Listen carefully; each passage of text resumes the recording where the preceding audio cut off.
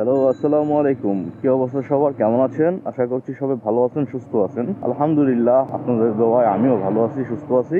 প্রতিদিনের মতো আজকেও প্রত্যেকটা রাইড শেয়ারিং এক্সপিরিয়েন্স আপনাদের সাথে আমি শেয়ার করব। আপনারা যারা রাইড শেয়ার করতে আগ্রহী তা এই ভিডিওটি দেখলে অবশ্যই আপনাদের কাজে লাগবে।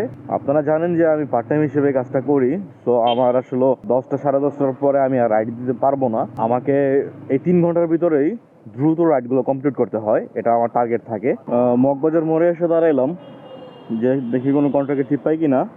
আর এই ফাঁকে আমি মিটারের ট্রিপটা জিরো করে দেই, তাহলে আমি অ্যাকচুয়াল হিসাবটা আপনাদেরকে দিতে পারবো যে আমি কত কিলোমিটার রাইড করলাম।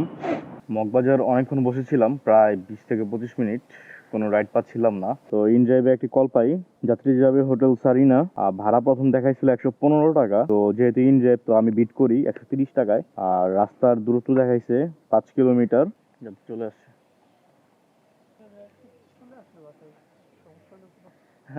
না, সমস্যা নেই। এবং রওনা দিয়ে দিয়েছি বনানীর উদ্দেশ্যে।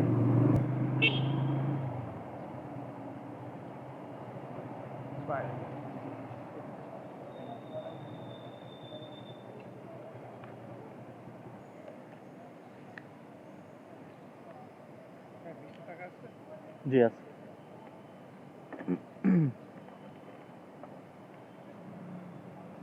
ভাইয়া, থ্যাংক ইউ, আসসালামু আলাইকুম। তো ফার্স্ট ট্রিপটা কমপ্লিট করে ফেলেছি। মগবাজার থেকে বনানী সুপার মার্কেট আসলাম, 15 মিনিট সময় লাগলো। আর ভাড়া পেলাম 130 টাকা। তো এখন আর এদিকে দাঁড়ানো যাবে না, খুব দ্রুত আর একটা রাইড নেওয়ার ট্রাই করব। এখানে না দাঁড়ায় বনানী স্ট্যান্ডের দিকে যাই, দেখি যে কোনো কন্ট্রাক্টে যদি টিপ পাই তাহলে নিয়ে যাব। শুনে যায়েন। হ্যাঁ, সমস্যা নেই।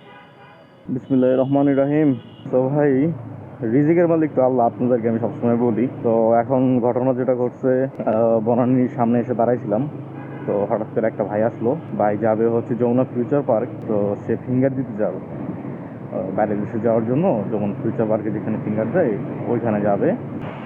ওরে মানুষ দেখছেন, মানুষের অবস্থা দেখছেন, এটাই সিরিয়াল। এই পাশে দাঁড়ানোর চেষ্টা করেন, ঠিক আছে?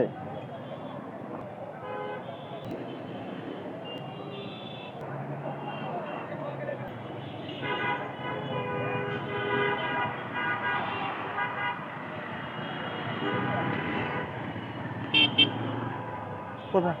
হ্যাঁ, আসেন আসেন আসেন। তো দ্বিতীয় রাইডের যাত্রীটাকে নামাই দেওয়ার পরে তিন জায়গায় একটা কল পাই। তো ওই যাত্রীকে পিক আপ করতে যাওয়ার টাইমে আর একটা আপু আমাকে সিগন্যাল দেয়, যাত্রীকে যেখানে পিক আপ করতে যাবো আপুটি সেখানে যাবে। তো তাকেও তুলে নিলাম, ভাড়ার কথা কিছু বলি নাই।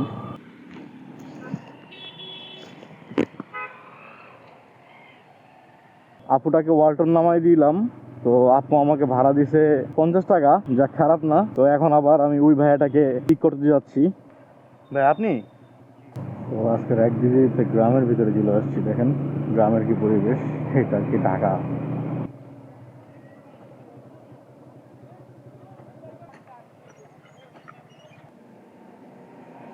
থ্যাংক ইউ ভাই। ওনাকে নিয়ে আসলাম, ভাড়া পাইলাম 132 টাকা।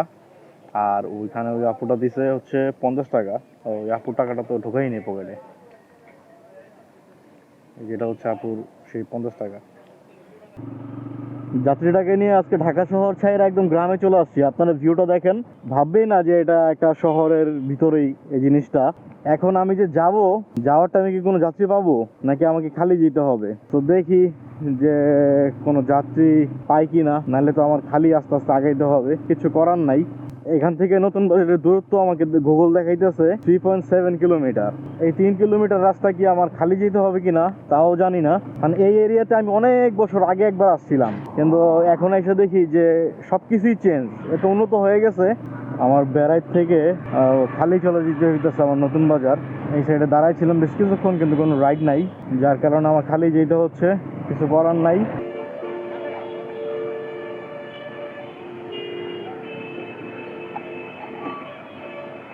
তো নতুন বাজার আসার পরে একটি ইনড্রাইভে কল ঢুকে, যাত্রী যাবে শাহবাগ, আর উনি কাছেই আছে, ক্যামরিয়ানের সামনে আছে। তো আমার অফিসেরও টাইম হয়ে গেছে, আর লেট করা চলবে না, ওনাকে তাড়াতাড়ি পিক করে আমি চলে যাব।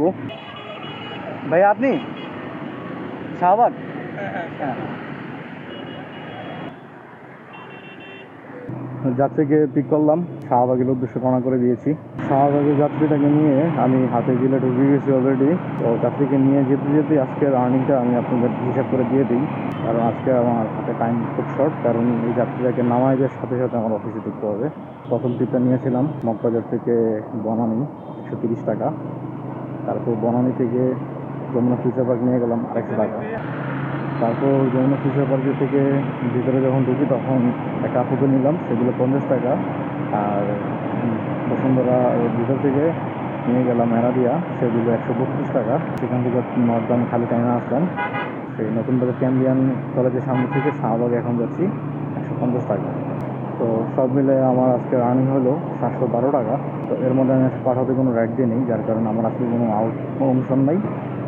শুধুমাত্র আমার তেল খরচ গেছে 1 লিটার। তো সব খরচ বাদ দিয়ে আজকে আমার মোটামুটি 600 টাকার মতো টিকবে।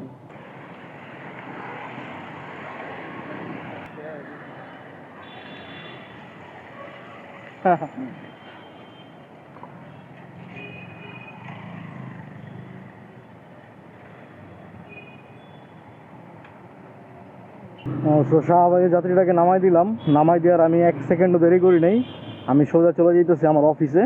তো ভাই আপনারা দেখলেন যে আজকে আমি বের হয়েছি 7:30টায়, রাইড পাইছি 8টায়, আর এখন ঘড়িতে সময় বাজে 10:35। 2.5 থেকে 3 ঘন্টা রোডে ছিলাম।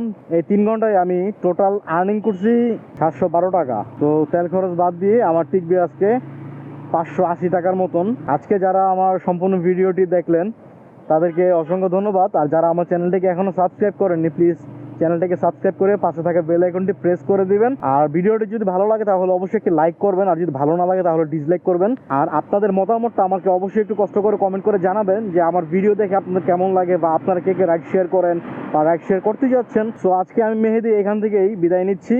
দেখা হবে আপনাদের সাথে পরবর্তী কোনো ভিডিওতে। ততদিন পর্যন্ত সবাই ভালো থাকবেন, সুস্থ থাকবেন। আল্লাহ হাফেজ।